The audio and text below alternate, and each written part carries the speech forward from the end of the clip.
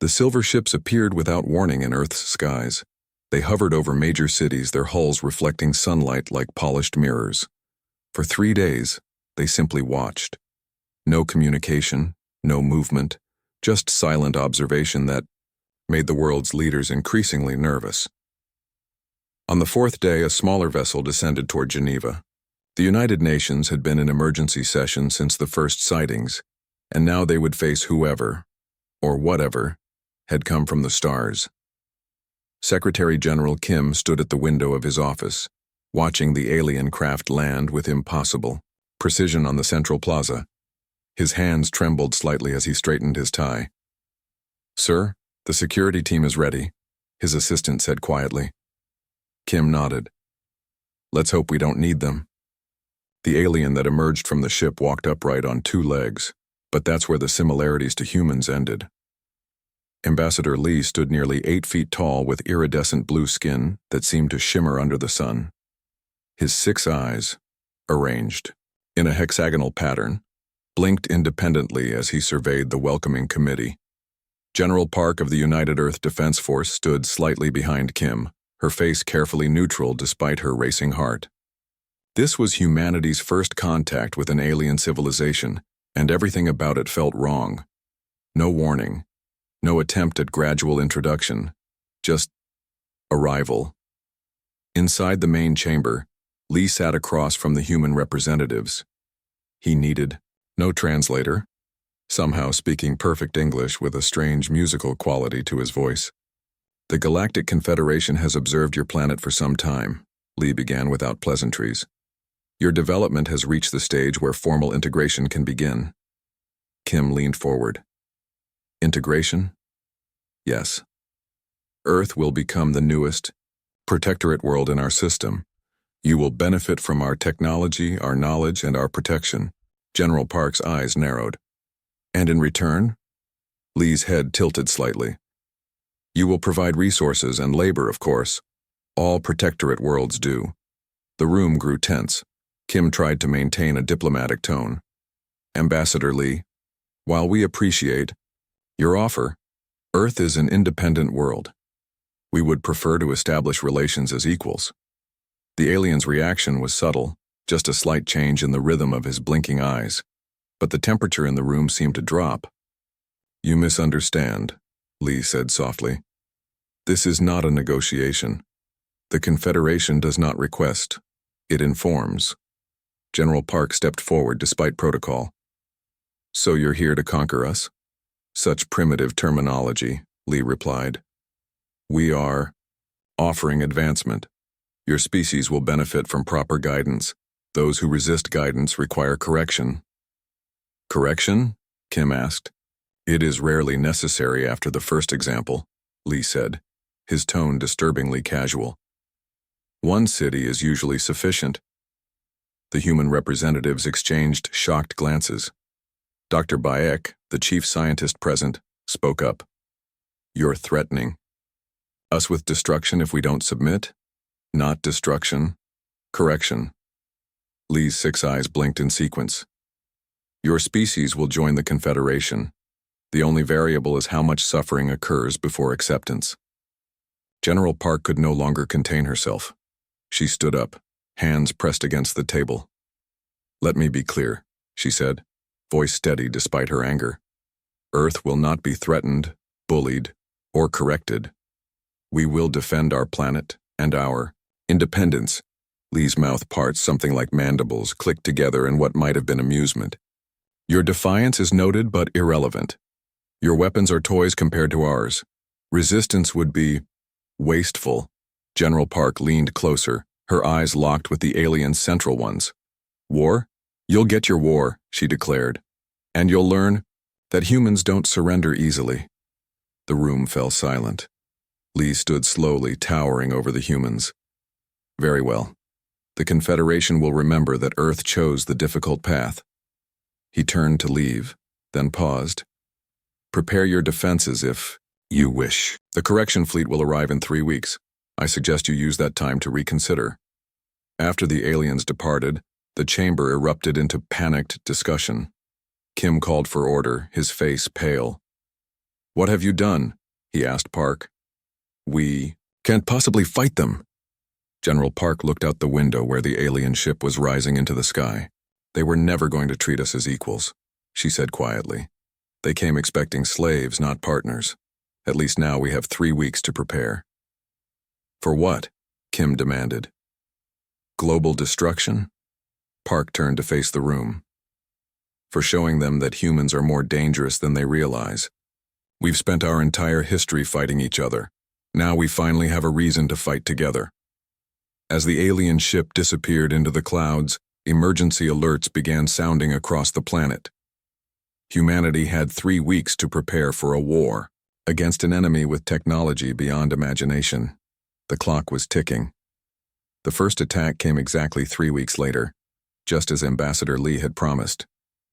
The Confederation ships appeared above major cities worldwide, massive vessels that blocked out the sun and cast entire metropolises into shadow.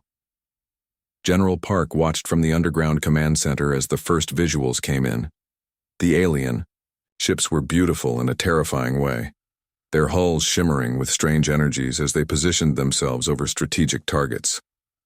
"All defense networks online," reported Captain Choi, his fingers flying across the control panels. "Orbital platforms ready." Park nodded grimly. "Tell our pilots to remember their training. We only get one chance at this." When the aliens opened fire, it wasn't with the planet-destroying weapons many had feared. Instead, precision beams struck military installations, power plants, and communication centers. The Confederation wasn't trying to destroy Earth. They wanted to break it. What they didn't expect was humanity's response. The first surprise came when fighter squadrons rose to meet the alien vessels. The Confederation commanders had expected Earth's primitive aircraft to be easy targets. They weren't prepared for pilots willing to fly directly into danger, using the planet's atmosphere and terrain in ways the aliens considered suicidal. "Echo Squadron, execute Maneuver Theta," Captain Choi ordered through his headset.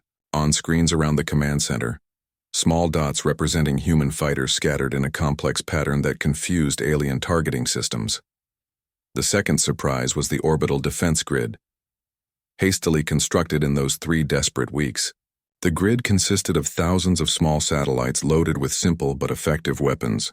They weren't technologically advanced, but there were so many that the aliens couldn't track them all. "Grid sectors 5 through 12, fire," Park commanded. Space lit up as the satellites unleashed their payloads. Many were destroyed immediately by alien countermeasures, but enough survived to damage several Confederation vessels. The third and most important surprise was happening beneath Mount Fuji, where Dr. Bayek and her team had been working around the clock. The few pieces of alien technology recovered after the Geneva meeting had given them just enough to understand one critical weakness. "The signal is ready," Dr. Bayek reported over the secure line. "But we only have enough power for one transmission. It has to count." Park took a deep breath. "Wait for my mark." Above Seoul, a massive Confederation battleship was preparing to fire its main weapon when suddenly its engines flared and died. Similar scenes played out over Beijing, New York, and London as the electronic pulse designed by Dr. Bayek temporarily disrupted the alien power systems. "All units, attack the disabled ships now," Park ordered. For 8 minutes, all the time the pulse would give them, Earth's forces threw everything they had at the vulnerable alien vessels. Some went down in flames. Others managed to retreat to higher orbits. When it was over, the command center erupted in cautious cheers. They had survived the first day, but everyone knew it was just the beginning. In the days that followed, the pattern became clear. The Confederation would attack, expecting quick victory. Humans would respond with desperate but innovative countermeasures. The aliens would withdraw to regroup, genuinely confused by the resistance they faced. Lieutenant Song led a ground team that managed to capture an alien soldier during one skirmish. The intelligence gained was invaluable. "They've never fought a protracted war," Song reported after the interrogation. "Their tactics are designed for quick subjugation of primitive species. They don't know how to handle an enemy that keeps fighting after conventional defeat."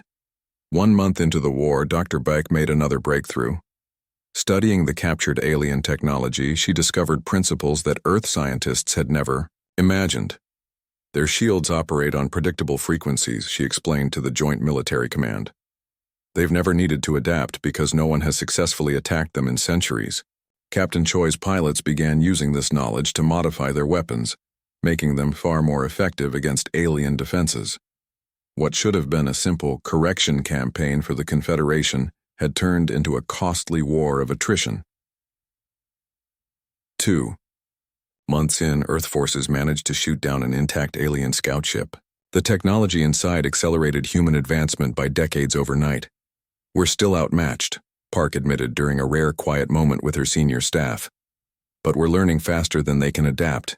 They expected slaves and found warriors instead.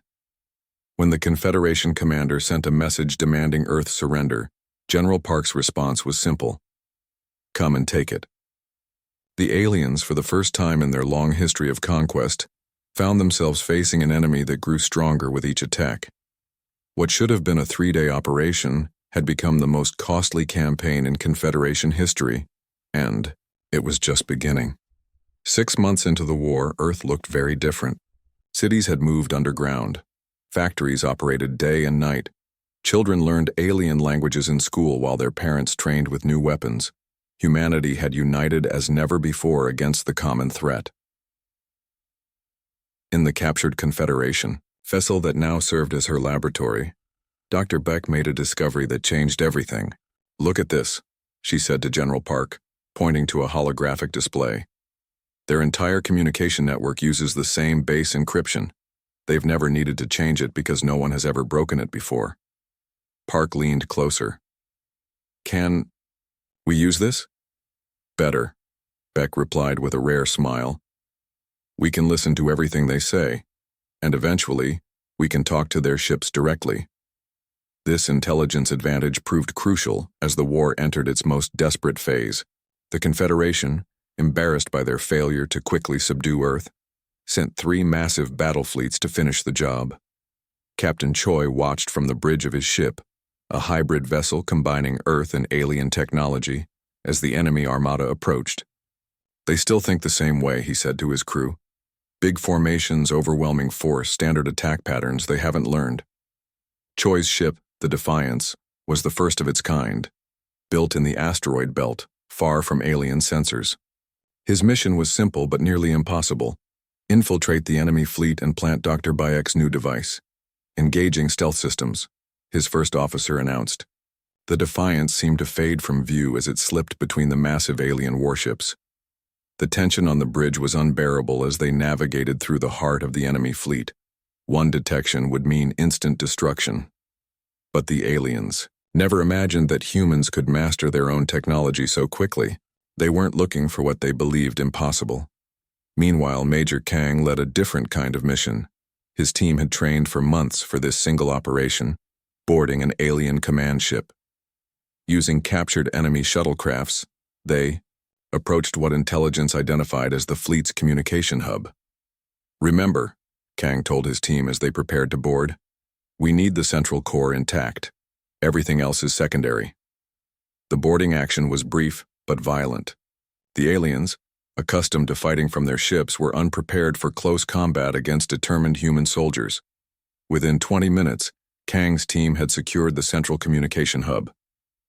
Package delivered, Kang reported over the secure channel. Beginning download now. Back on Earth, Dr. Bayek received the transmitted data with growing excitement. It's working. We're getting everything. Fleet movements, attack plans, even their communication with their homeworld. General Park immediately put this intelligence to use. Earth's remaining defense forces moved to positions that seemed illogical, until the Confederation attacked exactly where Bayek had predicted. The real breakthrough came 3 days later when Lieutenant Song led a mission that captured an alien engineer alive. Unlike the soldiers, this Confederation citizen had knowledge of their most advanced technology. Their shields have a fundamental flaw, Song reported after the interrogation. They never fixed it because no one has ever exploited it before. It was like finding a key to a lock that had seemed unbreakable. Within weeks, Earth's weapons were modified to target this vulnerability. The next time the alien fleet attacked, they faced weapons that passed through their shields as if they weren't there. The most dramatic moment came when the Confederation launched what they believed would be their final assault on Earth. Their remaining ships formed a massive attack formation aimed at the heart of human resistance. Unknown to them, every communication they sent was intercepted and decoded. Earth forces knew exactly where and when they would attack. All defense grid stations, General Park ordered, prepare to fire on my command. The space around Earth lit up as thousands of defense platforms fired simultaneously. The carefully coordinated barrage struck the exact weak points in the alien shields. Ship after ship exploded or drifted powerless. In orbit above Mars, Captain Choi watched the battle unfold. "They're retreating," he reported as the surviving alien vessels turned away from Earth. For the first time since the war began, humanity had won a decisive victory. The Confederation fleet, what remained of it, was in full retreat. In her laboratory, Dr. Beck looked up from her work on the next generation of hybrid technology. "They'll be back," she said quietly, "with more ships." General Park nodded. "Yes, but next time we won't just be defending. Captain Choi's new fleet will be ready by then." The captured alien engineer watched them with all 6 eyes. "You humans," he said in halting English, "learn too fast. The Confederation has never seen anything like you." "They should have thought of that," Park replied, "before they threatened our world." 2 years into the war, the shipyards orbiting Mars hummed with activity. What had once been mining stations were now massive construction facilities building Earth's first true warships. These weren't the desperate hybrid vessels of the early war. These were designed from the ground up with everything humanity had learned about alien technology. General Park walked along the observation deck of the flagship, watching as workers applied the final touches to its hull. The ship was beautiful in a fierce way, combining the best of human ingenuity with adapted Confederation technology. "We're calling her the Vengeance," Captain Choi said as he joined Park.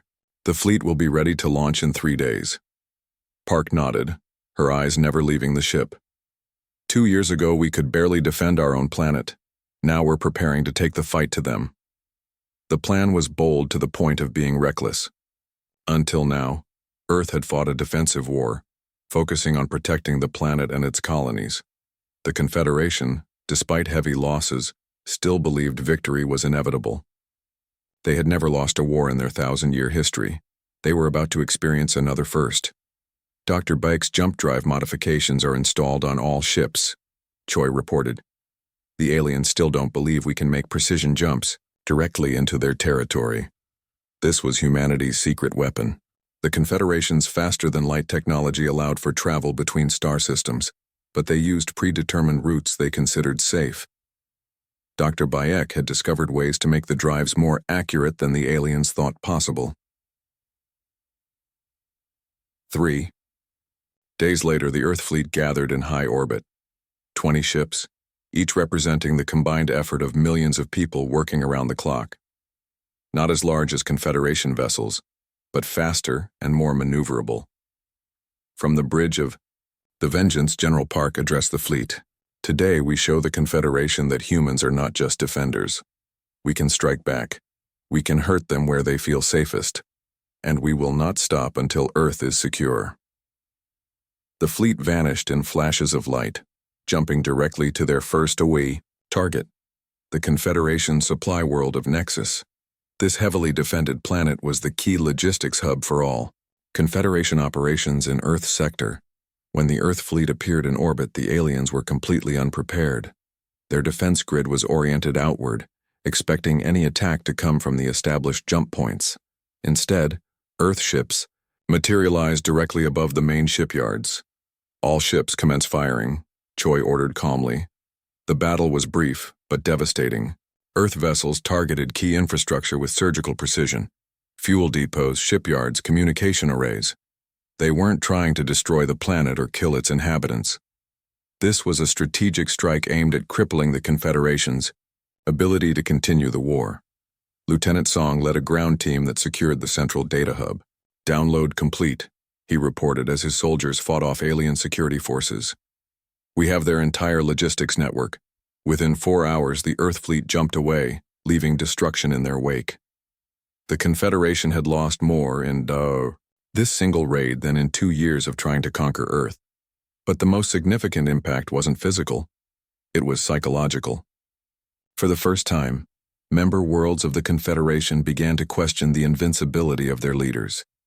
We're receiving transmissions from 3 different species within Confederation space, Dr. Beck reported during the post-mission briefing.